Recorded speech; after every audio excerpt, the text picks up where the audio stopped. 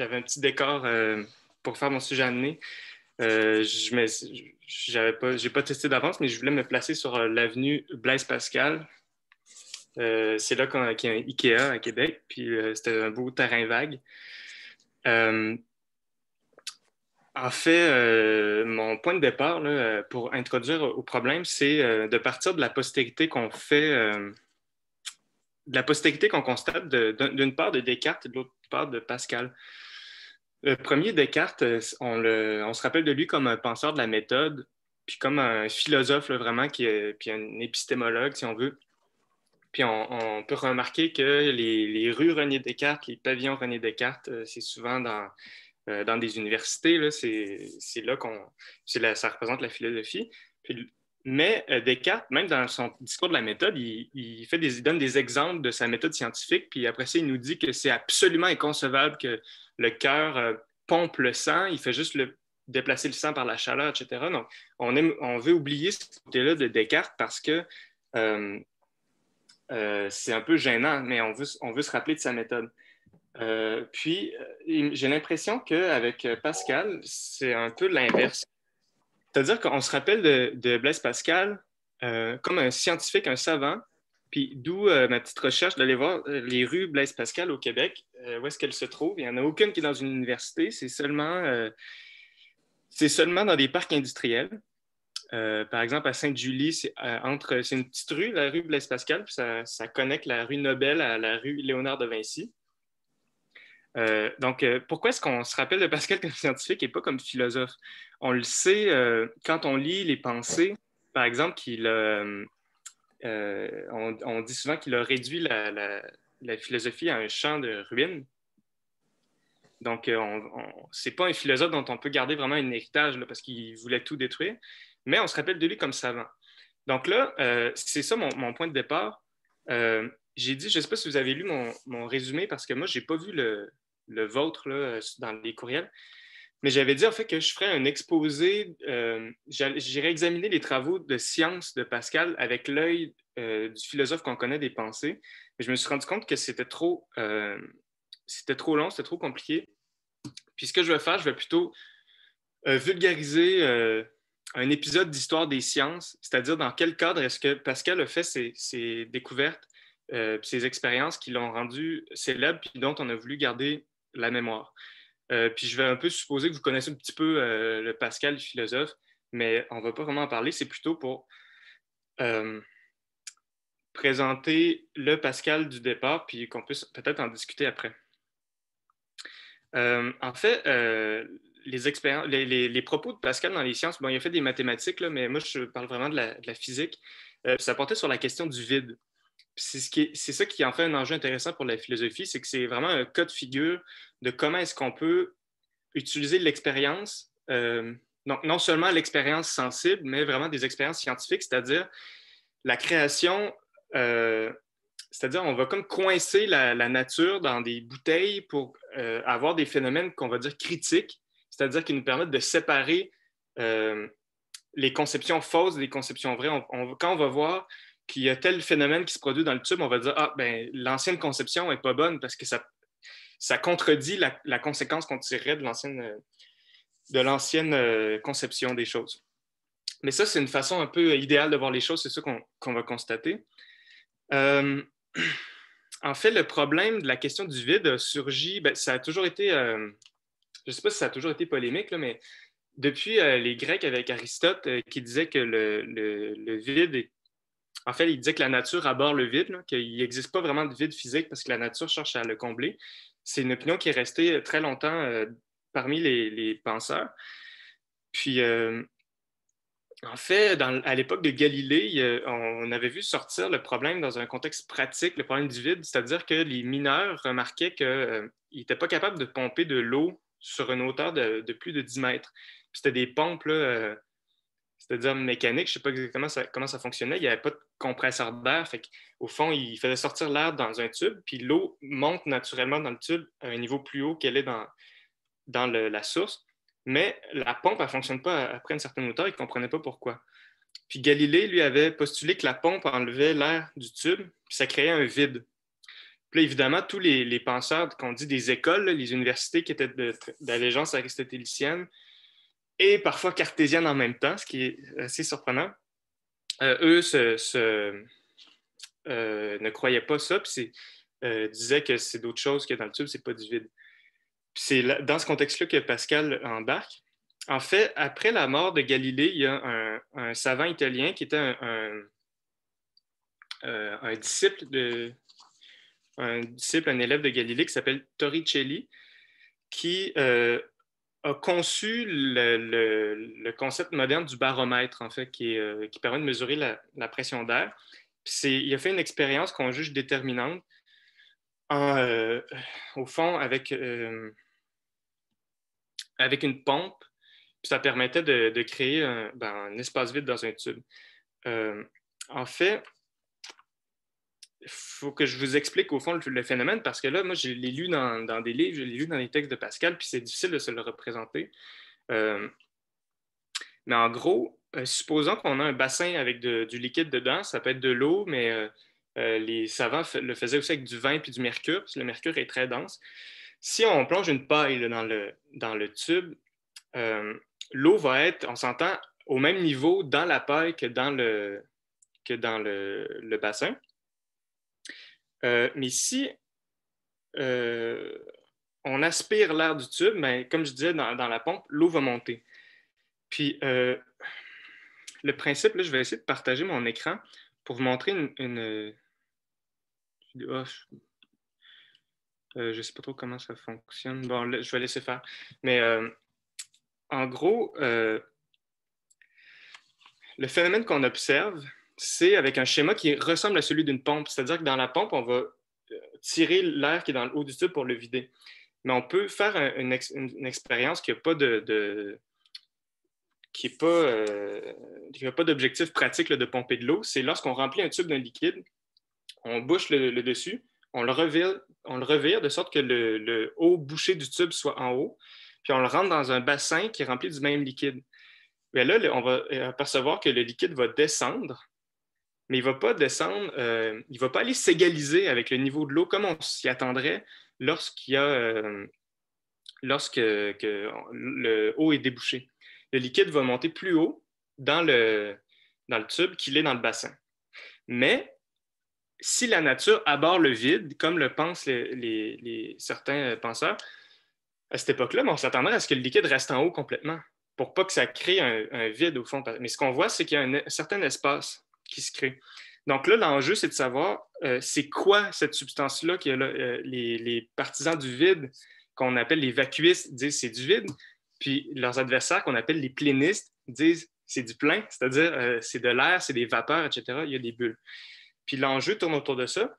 Puis pourquoi est-ce qu'on se rappelle de Pascal? C'est qu'il était du bon côté de l'histoire. La conception qu'avaient Pascal et Torricelli, c'est celle qu'on conçoit encore comme vraie. C'est-à-dire que là, j'ai pas de représentation visuelle, ce qui va rendre un peu la chose difficile, mais comment on le comprend aujourd'hui, c'est que quand on recule le tube, quand on tourne le tube, le liquide qui est dans le tube, que ce soit du mercure ou de l'eau, puis il y a du liquide dans un bassin en bas, il va descendre à cause de la gravité. L'eau cherche à descendre. Mais pour descendre, il faut faire remonter l'eau dans le bassin. Puis pour que l'eau remonte dans le bassin, il n'y a pas seulement la gravité qui est en jeu, il y a le fait qu'il y a une pression atmosphérique qui fait que l'air pousse sur l'eau qui est dans le bassin, un peu à la manière d'une balance. Puis l'eau qui est un fluide, la force se répartit également à l'intérieur. Donc, il va remonter dans le tube. Pourquoi? Parce que comme c'est vide à l'intérieur du tube, il n'y a pas la résistance de l'air ambiant. De sorte que ça va être plus facile pour l'eau de monter à l'intérieur du tube que de monter dans le bassin, alors que là, il y a de l'air de l'air ambiant qui pousse dessus, si on veut. Toutefois, l'eau ne monte pas jusqu'en haut du tube parce qu'à un certain point, ça prendrait plus de force à l'eau à monter dans le tube que de faire monter le niveau du bassin. De sorte qu'on a comme un principe naturel de balance qui se fait entre l'intérieur et l'extérieur. Puis que la pression, si on veut, à l'intérieur du tube, dans le vide, va être, c'est-à-dire ça va être de la même force que ce que ça prendrait pour que le bassin monte dans l'air ambiant. Donc, je ne sais pas si c'est clair, Mais en gros, c'est comme le principe d'une balance. Puis c'est un phénomène qu'on observe lorsqu'on place n'importe quel liquide là-dedans.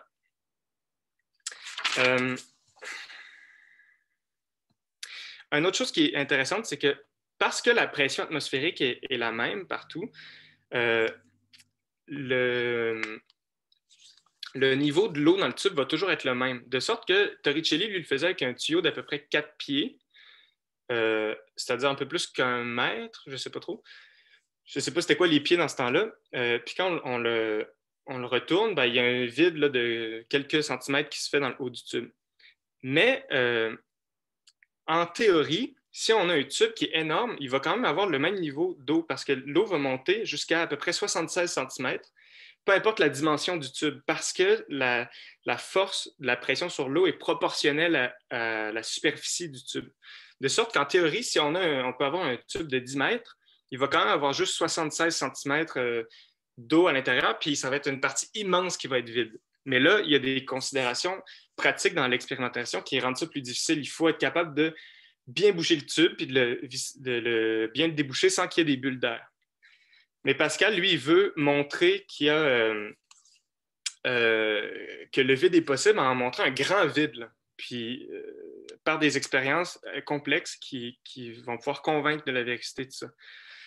Donc, en gros, pour faire une chronologie rapide, Pascal écrit en 1647 un petit livret qui s'appelle « Expériences nouvelles touchant le vide », dans lequel il décrit une série d'expériences qu'il a faites, qu'il dit avoir faites, puis des maximes et des principes qu'il en tire, puis il annonce avec là un traité du vide qui finalement n'est jamais venu, mais où est-ce qu'il dit qu'il va démontrer la possibilité du vide dans la nature par les expériences qu'il a faites. Ce qui est surprenant, c'est que dans ces expériences, puis là, je dis c'est surprenant, mais quand on lit dans le texte de Pascal ces expériences, il utilise des tubes d'à peu près 15 mètres de haut, des tubes en verre, ou bien des siphons, c'est-à-dire un siphon, c'est comme un bassin qui a, qui a deux jambes, qu'on va dire, en verre, puis il y en a une qui est plus haute que l'autre, puis par les principes de la physique, l'eau va s'écouler, puis va monter dans le tube sans qu'on utilise de force extérieure. Donc, Pascal, lui, un de ses schémas, c'est avec un siphon comme ça, mais de 50 pieds, fait que c'est à peu près 15 mètres de haut. C'est des énormes équipements. Puis Pascal, lui, il raconte, il dit, j'ai fait ça, puis j'ai observé tel phénomène.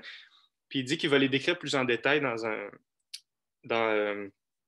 traité qui va venir un peu plus tard, qui n'est pas le traité du vide. Là. Il a écrit d'autres traités en attendant parce que c'était trop long. Là, il y a un jésuite.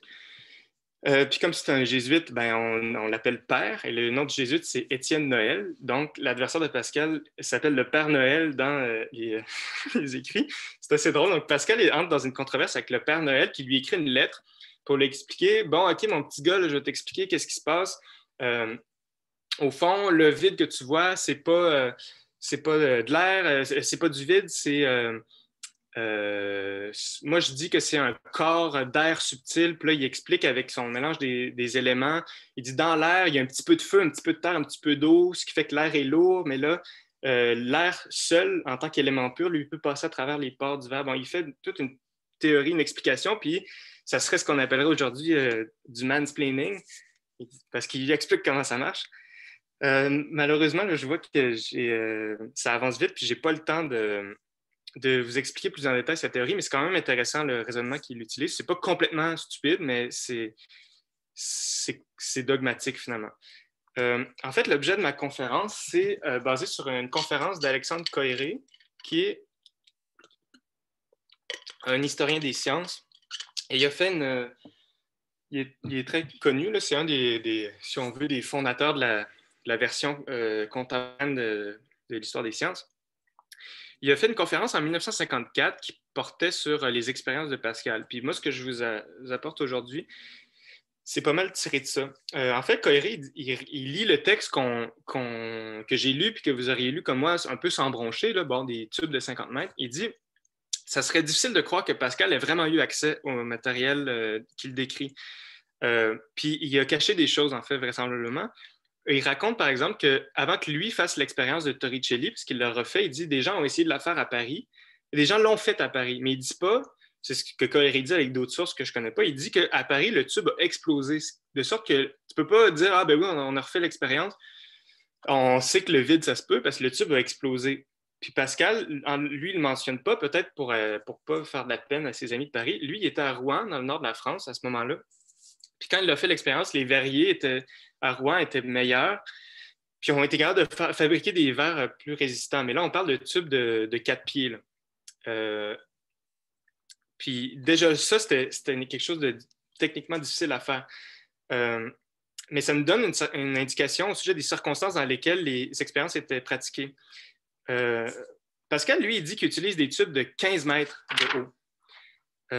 Puis il ne donne aucune indication sur la façon de les fabriquer, sur la façon de les manipuler, sur les équipements qui sont nécessaires pour les escabeaux, les échafaudages. Puis, au fond, c'est d'autres physiciens, dont Robert Val, qui était un contemporain un peu plus jeune que Pascal, je crois, qui donne des détails là-dessus, puis il dit, ben, on attache les tuyaux à des mâts, mais Pascal, lui, il ne donne rien.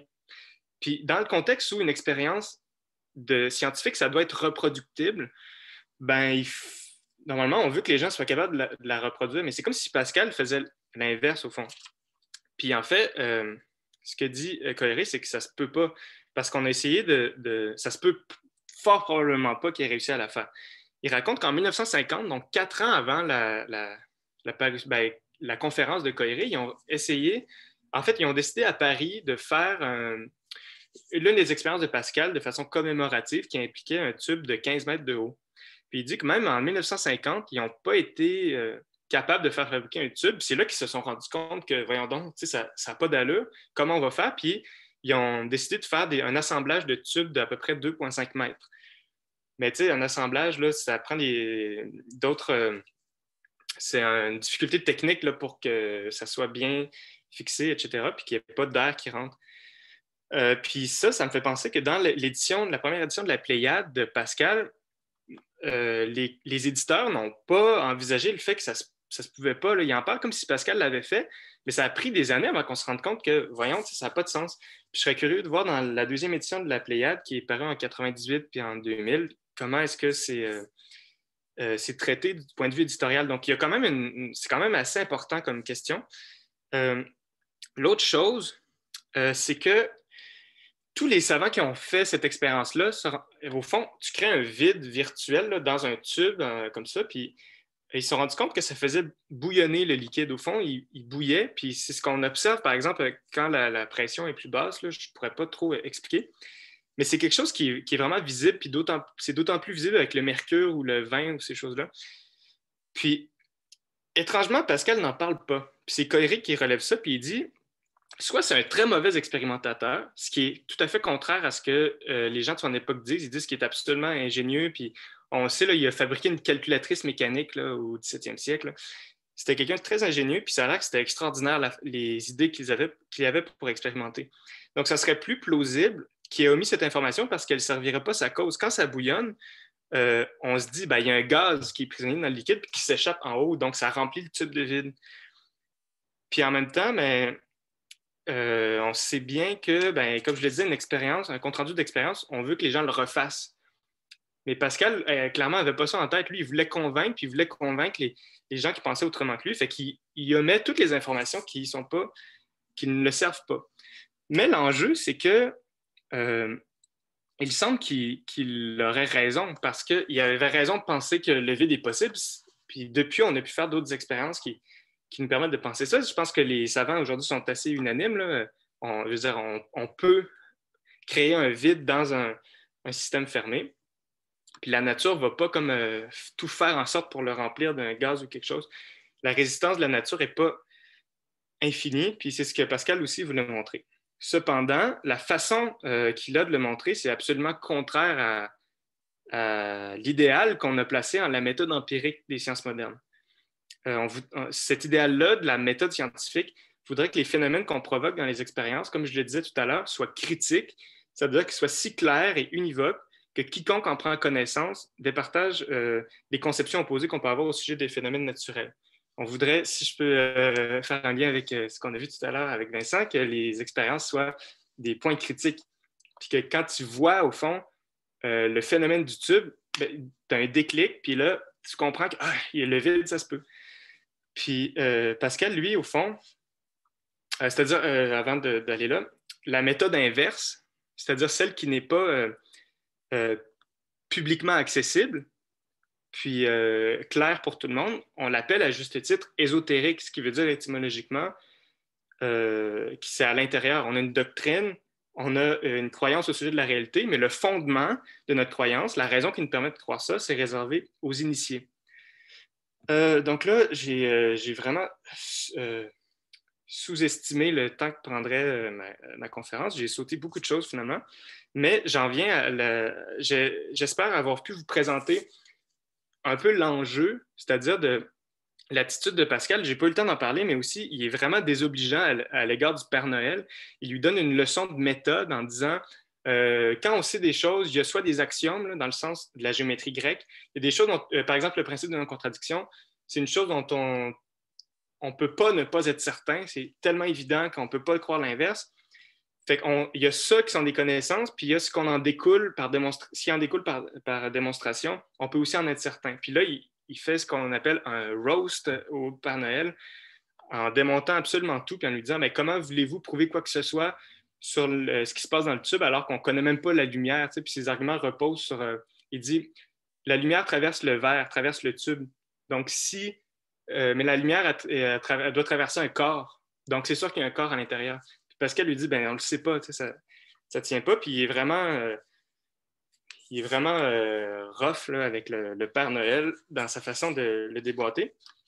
Donc, puis ses écrits montrent que même avant de faire ses expériences, parce qu'il dit à des fois, faisant réflexion sur les conséquences de ses expériences, la réflexion, elle me confirma dans la pensée où j'avais toujours été. Donc, il dit qu'il a toujours cru à l'existence du vide. Je suis en train de dépasser le temps, je crois. Puis finalement, ces expériences, d'où mon interprétation, il a l'air de les considérer comme un outil rhétorique, c'est-à-dire qu'il ne croit pas vraiment à la vertu épistémique de la méthode scientifique. Pour lui, il savait d'abord que c'était ça, puis le temps lui a donné raison, semble-t-il. Puis il utilise les expériences puis ses arguments pour convaincre, puis pour disposer les gens à être convaincus de cette idée-là, mais comme si la fin justifie les moyens. Là. L'expérience, c'est un spectacle, là, puis ça n'a pas une vertu épistémique en soi. Donc, le lien que je faisais avec le Pascal qu'on connaît, le Pascal des pensées qui détruit toute la philosophie, mais qui détruit aussi tout l'édifice des sciences, puis qui a même l'air de renier ses propres anciennes conceptions au sujet du vide. Il a l'air de considérer que c'est un sujet dont on n'a rien à tirer, puis on ne pourra jamais le savoir. Mais moi, j'ai l'impression que quand on fait une opposition entre le Pascal savant dont on veut se rappeler, puis le Pascal philosophe qui a tout détruit, ben, on a tendance à beaucoup en faire des antagonistes, on les oppose assez diamétralement. Mais il me semble que quand on lit l'ancien Pascal, le Pascal savant, moi, c'est ça qui m'a frappé, c'est qu'on voit exactement la même attitude rhétorique, on voit la même fougue, on voit le même style hors du commun. Puis moi, j'ai l'impression que même quand il pratiquait la science, Pascal ne croyait pas véritablement à la raison, en fait. C'est l'interprétation que je lance et je vous invite à en discuter. Merci.